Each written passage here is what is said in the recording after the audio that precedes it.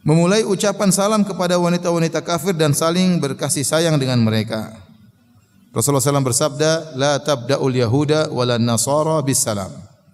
Janganlah kalian mendahului orang-orang Yahudi Nasrani dengan salam. Hadis riwayat Muslim. Begitu juga mengucapkan selamat pada saat ulang tahun atau tahun baru dan semacamnya. Semua ini haram untuk dilakukan karena termasuk ungkapan loyalitas al-wala kepada musuh-musuh Allah Subhanahu wa taala. Maksudnya apa? Kita tatkala berinteraksi dengan non muslim, kita berinteraksi dengan cara yang baik ya. Tidak ada masalah, kita berakhlak mulia di hadapan mereka. Makanya di antara hal yang menakjubkan, Nabi sallallahu alaihi wasallam pernah punya khadim, pembantu dari pemuda Yahudi. Nabi kepala negara Islam.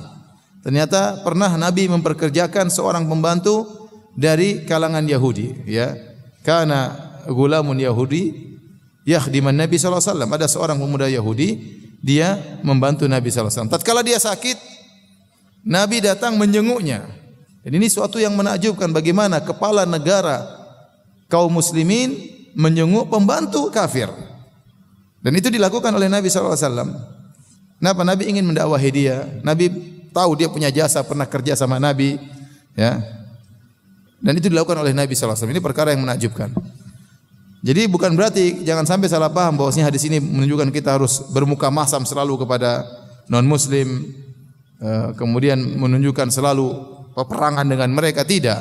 Tapi ada aturan-aturan di mana seorang muslim ya dilarang. Contohnya seperti mengucapkan salam kepada mereka. Kenapa? Karena mereka orang-orang kafir tidak selamat. Ya. Mereka di akhirat tidak selamat. Bagaimana kita mengatakan assalamualaikum, keselamatan bagi engkau wahai orang kafir? Orang mereka tidak selamat. Mereka kufur kepada Allah, mereka musyrik. Maka dilarang kita mengucapkan assalamualaikum. Tapi kalau mereka yang mengucapkan terlebih dahulu, maka menunjukkan keadilan, kita jawab. Kalau mereka orang kafir mengatakan assalamualaikum Pak Ustaz, saya jawab waalaikumsalam. Sebenarnya mengatakan jangan bilang waalaikumsalam, cukup jawab waalaikum kalian juga. Tapi maknanya mirip-mirip ya.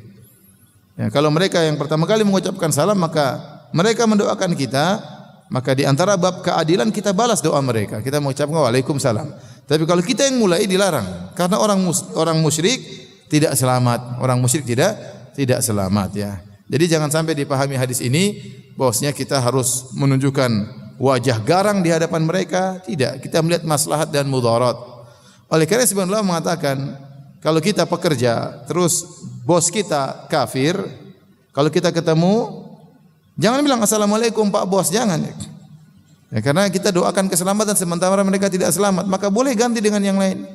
Pagi Pak misalnya, siang Pak, sore Pak, malam Pak, ya. Ya.